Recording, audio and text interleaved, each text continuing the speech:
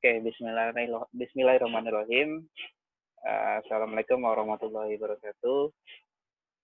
Hari ini saya akan menjelaskan materi untuk pertemuan ketiga, itu dengan judulnya yaitu Kewenangan dan Kelembagaan Pengelolaan Lingkungan Hidup di Indonesia. Jadi setelah sebelumnya kita mempelajari seperti apa sejarah hukum lingkungan, bagaimana caranya, bagaimana hukum lingkungan itu bisa hadir, bisa muncul secara global, sampai akhirnya muncul juga hukum-hukum lingkungan di negara kita di Indonesia, tentang bagaimana adanya hak-hak institusi juga, adanya di undang-undang kita yang mengatur bagaimana kita hidup terhadap lingkungan kita. Jadi sekarang kita akan masuk ke bagaimana kewenangan dan kelembagaan terkait perlindungan dan pengelolaan lingkungan hidup di Indonesia.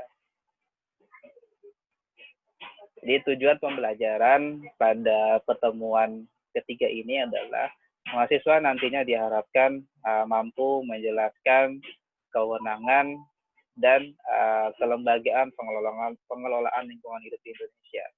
Yang tentunya penjelasan ini saya harapkan menjadi suatu pengantar yang nantinya untuk dapat memahami secara lengkap dan secara mendalam lagi, nanti diharapkan dari setiap mahasiswa juga memiliki keingintahuan yang lebih tinggi lagi untuk menggali lebih dalam lagi. Ringkasan materi yang akan saya jelaskan itu yang pertama terkait kelembagaan, bagaimana sebenarnya kelembagaan terkait hukum dalam kaitan perlindungan dan pengelolaan lingkungan hidup di Indonesia. Kemudian ditutup dengan bagaimana atau seperti apa wewenang pengawasan hukum lingkungan itu sendiri. Oke, kita berangkat dari kalau secara hukum kita berbicara apa dasar hukumnya terkait perlindungan lingkungan hidup di Indonesia. Sampai dengan saat ini yang menjadi dasar utama kita adalah di Undang-Undang Nomor 32 Tahun 2009, di mana di sini merupakan undang-undang yang membahas mengenai bagaimana perlindungan dan pengelolaan lingkungan hidup di Indonesia. Jadi di mana di dalam undang-undang di sini yang masuk ke dalam ruang lingkupnya adalah mulai dari tahapan perencanaan, kemudian di perencanaan sini bagaimana beberapa tahapan atau dokumen-dokumen atau instrumen-instrumen di perencanaan yang nantinya akan terkait pada pengendalian dan pengelolaan lingkungan hidup. Kemudian masuk ke pemanfaatan, pengendalian, pemeliharaan, pengawasan, dan penegakan hukum. Jadi undang-undang sebagai suatu produk hukum yang di sini diharapkan akan mampu menjaga, jadi dalam hal ini akan mampu melindungi lingkungan hidup dan juga akan mampu mengelola lingkungan hidup. Jadi terkait kelembagaan di sini, kita berangkat dari lingkungan hidup itu sebagai suatu hak yang dimiliki oleh seluruh masyarakat yang berada di suatu wilayah hukum. Jadi sebagai suatu hak atas lingkungan hidup, ada juga sebagai hak sosial. Jadi kita berbicara fundamental right, jadi kebutuhan-kebutuhan wajib yang dimiliki oleh setiap manusia. Kalau kita bicara secara globalnya, jadi secara sosial juga adanya hak manusia untuk bisa mendapatkan lingkungan hidup yang layak. Karena itu negara pun dari negara kita melalui pasal 28H juga sudah menyatakan kalau memang suatu kewajiban bagi negara untuk memenuhi lingkungan hidup yang layak tersebut. Dan kemudian untuk legalitasnya atau terkait keabsahan dari tindakan pemerintah, maka nanti akan memunculkan yang namanya wewenangnya, substansinya nanti terkait produk-produk hukumnya, sampai ke nanti ke prosedurnya. Jadi prosedur secara detailnya, misalnya tindakan atau aktivitas apa yang nantinya akan diatur, batasan-batasannya seperti apa, siapa yang nanti akan berwenang untuk menindak, siapa yang nanti akan berwenang untuk memutuskan suatu aktivitas itu melanggar batasan-batasan yang sudah dibuat. Nah, ketiga poin ini yang nantinya menunjukkan keabsahan atau legalitas tindakan pemerintah. Yang dalam hal ini misalnya pemerintah mengeluarkan Undang-Undang 32 tahun 2008 tadi dalam hal karena memang pertama pemerintah memiliki wewenang untuk menjaga tadi, kita berangkat dari Undang-Undang Dasar kita pasal 28H, adanya kewajiban negara untuk melindungi lingkungan hidup yang layak, maka muncullah substansi hukumnya Undang-Undang 32 tadi. Sehingga dari undang-undang tadi akan ada beberapa turunan-turunan lagi yang lebih spesifik ya, akan mengatur bagaimana tindak pemerintah tadi dalam menjaga dan mengelola lingkungan hidup. Meskipun bisa jadi nanti Undang-Undang 32 tadi akan digantikan lagi mungkin dengan undang-undang yang ketika memang dibutuhkan untuk substansi yang lebih baik lagi, bisa jadi akan dirubah. Kemudian pengaturan wewenang pun dari Undang-Undang 32 itu sudah diperjelas bagaimana atau seperti apa wewenang mulai dari pemerintah, itu maksudnya pemerintah pusat, kemudian bagaimana wewenang pemerintah provinsi, dan kemudian bagaimana wewenang pemerintah kabupaten atau kota. Jadi semua itu nanti ada di pasal 63 Undang-Undang PPLH, ada juga turunannya di PP nomor 38 tahun 2007. Kemudian kalau secara teorinya menurut Ten-Berge, skema tindakan pemerintah itu pertama akan dimulai dari apakah tindakan-tindakan nyata atau sebuah tindakan yang hukum. Jadi tindakan nyata itu kan memang tindakan yang langsung dilakukan oleh pemerintah tanpa adanya landasan hukum. Sedangkan ketika ada landasan hukum, jadi tindakannya berbentuk hukum, maka nanti akan dibagi lagi, ada yang hukum internal dan ada yang hukum eksternal. Hukum eksternal nanti dibagi lagi hukum privat dan hukum publik. Publik dibagi lagi menjadi yang berpihak ke beberapa pihak sekaligus, ada yang satu pihak. Nanti terakhir dari yang sepihak tadi dibagi lagi, ada yang abstrak dan ada yang konkret. Ini sebagai gambaran secara umum saja terkait bagaimana pemerintah terkait adanya hukum. Dan sebenarnya kita tidak perlu memahami terlalu dalam sebenarnya, karena nanti akan terlalu panjang nanti pembahasannya. Kemudian apa sebenarnya tindakan pemerintah yang diperlukan untuk mencapai tujuan dari PPLH tadi, jadi tujuan dari perlindungan dan pengelolaan lingkungan hidup. Jadi yang pertama di sini adalah pembentukan peraturan perundang-undangan, apakah bentuknya produk-produk hukum yang pernah saya sampaikan sebelumnya, apakah itu dalam bentuk undang-undang, peraturan pemerintah, perda, dan lain sebagainya. Kemudian yang kedua melakukan kerjasama atau kontrak. Kemudian melakukan tindakan nyata, membentuk suatu peraturan bersama, menetapkan keputusan itu terkait perizinan, sampai ke melakukan pengawasan dan penegakan hukum. Jadi bisa dibilang memang suatu tahapan-tahapan yang perlu dilakukan oleh pemerintah.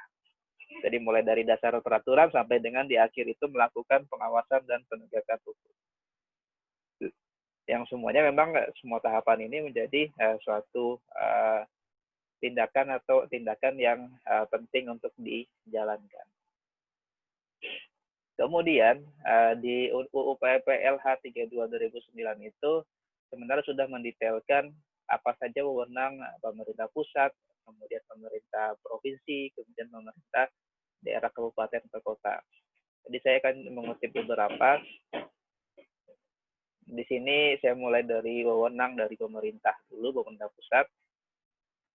Yang pertama, dia kebijakannya kebijakan nasional, kemudian yang menetapkan norma, standar, prosedur, dan kriteria, yang menetapkan dan melaksanakan KLHS, menetapkan dan melaksanakan kebijakan mengenai RPPLH nasional, jadi yang tingkatnya nasional, sampai dengan AMDAL dan UKL-UKL pun masih ada yang menjadi bawah wewenang dari pemerintah juga.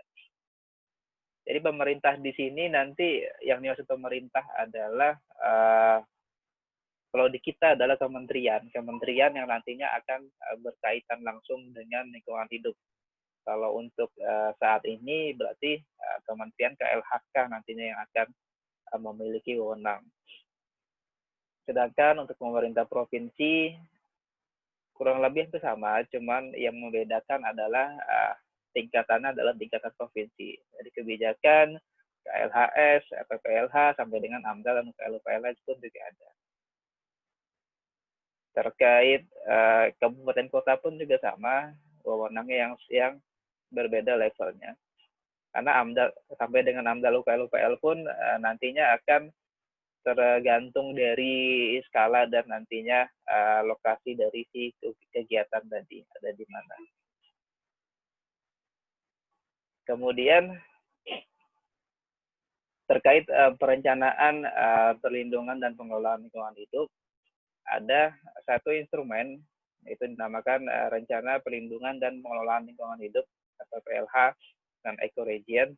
Ini menjadi salah satu dokumen awal yang sebenarnya juga harus disiapkan dengan matang karena nanti akan terkait pembangunan juga. Jadi PPLH merupakan suatu tindakan perencanaan. Jadi perencanaan tertulis yang di dalamnya terdapat potensi-potensi masalah-masalah lingkungan hidup, kemudian apa saja upaya-upaya perlindungan dan pengelolaan dalam suatu kurun waktu tertentu. RPPLH di sini nanti masuknya sebagai suatu hukum administrasi, jadi nanti yang akan mengatur batasan-batasan misalnya mana wilayah-wilayah yang nantinya akan menjadi sentral pembangunan, misalnya industri, misalnya pertanian di mana. Karena nanti kan di RPPLH akan melihat seperti apa rona lingkungan yang ada di dalamnya. Jadi secara lengkapnya yang utama ada di RPPLH adalah yang pertama ada inventarisasi, kemudian ada evaluasi, perencanaan, dan pemantauan. Nantinya RPPLH ini akan terkait ke RPJM, RPJMD, jadi rencana pembangunan jangka menengah, rencana pembangunan jangka menengah daerah, RPJP, RPJPD, sampai dengan nanti ke RT RW tingkat provinsi ataupun kabupaten kota. Harusnya memang nanti akan saling berkaitan. Jadi secara tahapannya, kalau kita buat bagannya penyusunan RPPLH di sini, jadi pertama dilakukan inventarisasi lingkungan hidup. Inventarisasi di sini nantinya akan bisa kita menetapkan wilayah ecoregion-nya, karena itu memang karena wilayah ecoregion ini ada beberapa wilayah ecoregion yang melewati lintas provinsi, maka memang sudah selayaknya memang harus dibuat RPPLH nasional dulu terkait penetapan wilayah ecoregion. Karena nanti akan terkait ke daya dukung, daya tampung, sampai dengan cadangan sumber daya alamnya seperti apa. Sehingga nantinya akan didapatkan RPPLH yang nantinya bisa menjadi dasar atau data pendukung untuk penyusunan RT RW, RPJM, sampai dokumen-dokumen perencanaan yang lainnya. Sampai ke AMDAL pun nantinya akan terkait ke RPPLH di sini sebenarnya. Kemudian tahapan inventarisasi itu akan dimulai dari melihat potensi dan kesediaan, kemudian apa saja jenis-jenis yang dimanfaatkan, jadi jenis-jenis sumber daya yang ada di dalamnya. Kemudian bentuk-bentuk penguasaan, jadi terkait lahan-lahan, lahan aktif, lahan tidur yang ada di satu wilayah, siapa kepemilikannya juga harus diidentifikasi juga. Kemudian bagaimana pengetahuan dan pengelolaan, kemudian kerusakan yang sudah terjadi, jadi diidentifikasikan bentuk-bentuk kerusakan yang ada di suatu wilayah, perencanaan. Kemudian apakah ada konflik-konflik atau adanya potensi-potensi konflik yang timbul ketika nanti mungkin akan ada suatu pengelolaan. Kemudian terkait penetapan wilayah ekoregien, jadi di sini jadi KLHK di sini sekarang nantinya akan berkoordinasi dengan instansi-instansi terkait pelaksanaannya, yang nanti tujuannya adalah yang paling utama sebenarnya menentukan daya dukung dan daya tampung serta cadangan SDA yang dimiliki. Nantinya RPPLH ini menjadi suatu produk hukum sebenarnya. Jadi di mana RPPLH nasional itu bentuknya dalam peraturan pemerintah atau PP, RPPLH provinsi dan RPPLH kabupaten kota itu dalam bentuk perda provinsi ataupun perda kabupaten atau kota. Jadi kalau memang kalian ingin mempelajari, kalian bisa lihat di provinsi Sumbar apakah sudah ada RPPLH provinsinya. Kalian lihat tahun berapa terakhir perencanaannya, tahun berapa sampai tahun berapa. Begitu juga di kota kabupaten yang mungkin kalian sedang tinggali sekarang atau domisili kalian saat ini.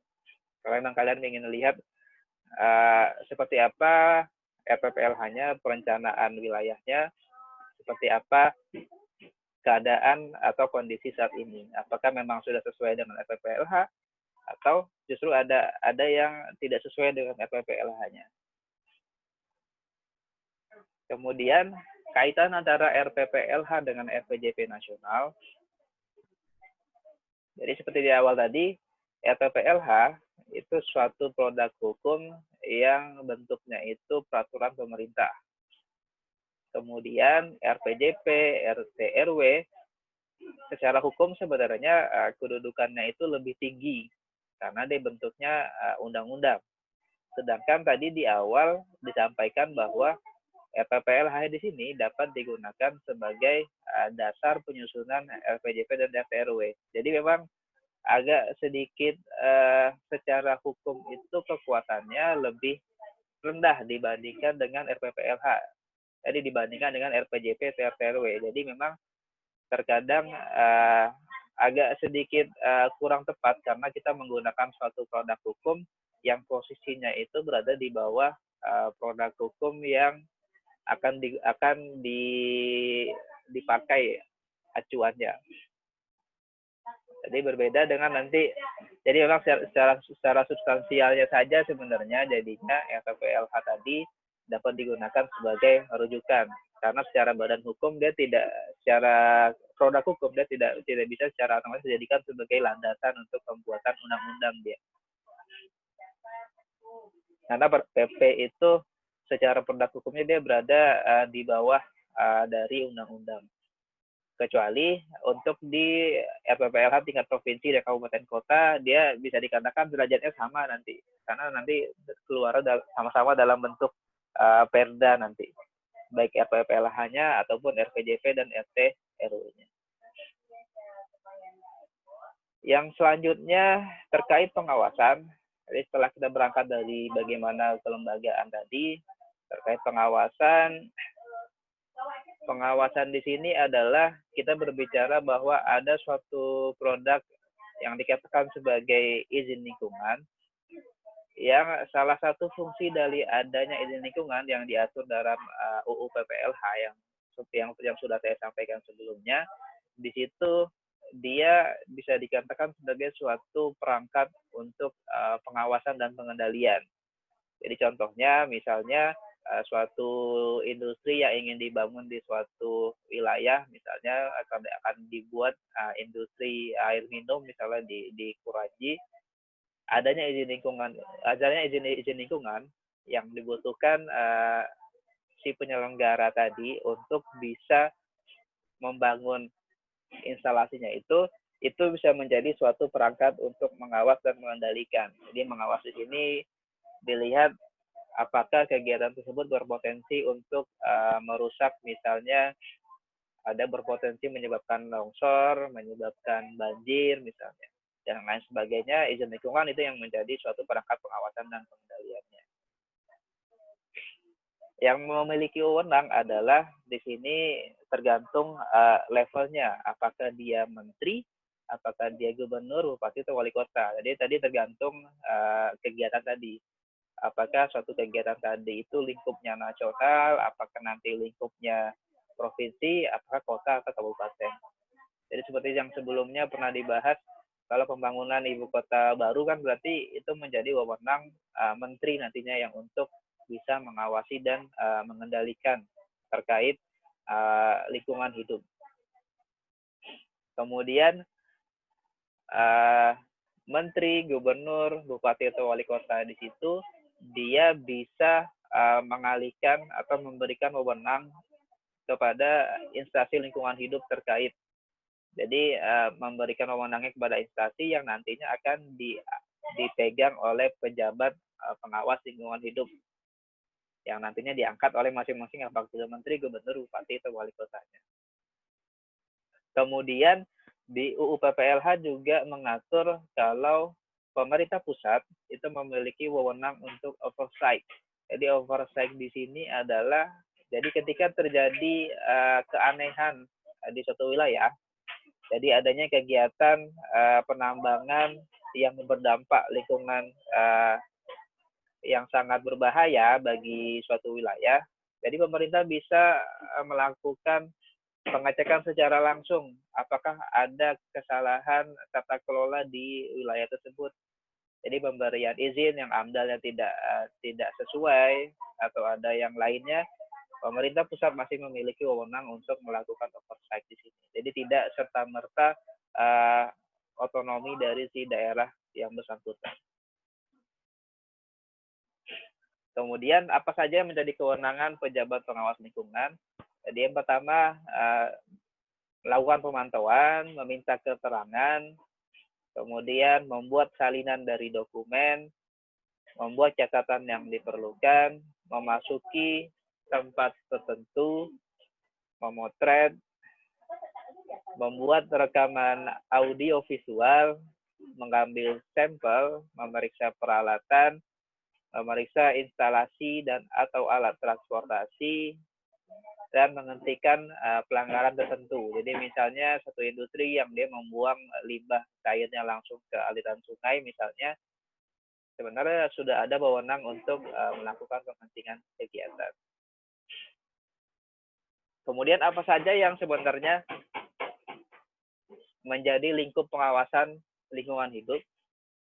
Jadi yang pertama adalah pelaku usaha atau kegiatan, baik yang nantinya sudah ada izinnya ataupun yang tidak berizin.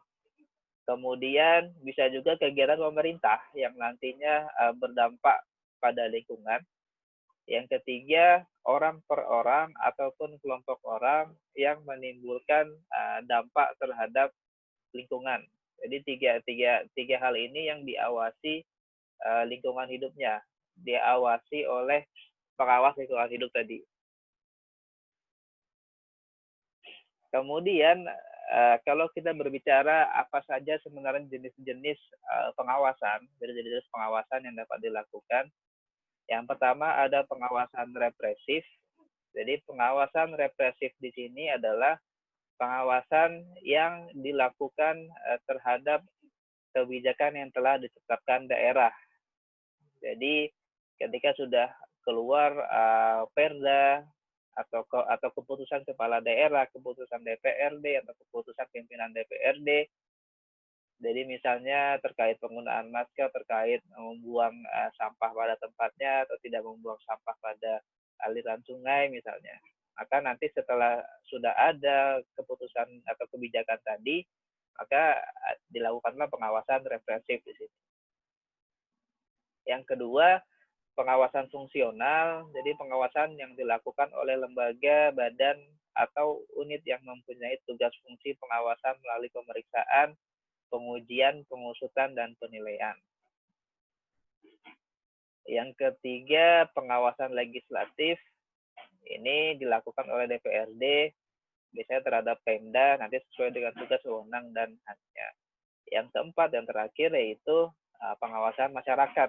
Jadi masyarakat yang secara langsung mengawasi suatu kegiatan atau usaha.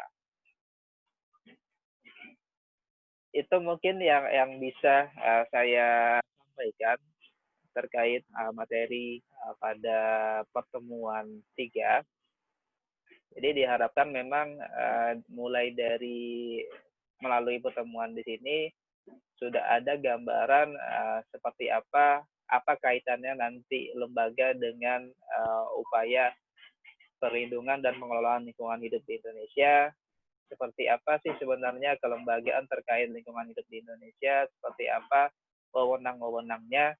Mungkin nanti yang perlu kita pelajari lebih dalam lagi bagaimana sebenarnya pengelolaan di tiap-tiap daerah. Apakah ada perbedaan terkait kelembagaan lingkungan hidup di tingkat provinsi, di tingkat kabupaten kota, masing-masing kota di provinsi apakah ada kemiripan, apakah ada perbedaan, masing-masing provinsi apakah ada perbedaan, yang di pusat bagaimana, itu perlu kita pelajari bersama-sama lebih dalam lagi. Mungkin sekian yang bisa saya sampaikan. Kurang lebihnya mohon maaf. Wassalamualaikum warahmatullahi wabarakatuh.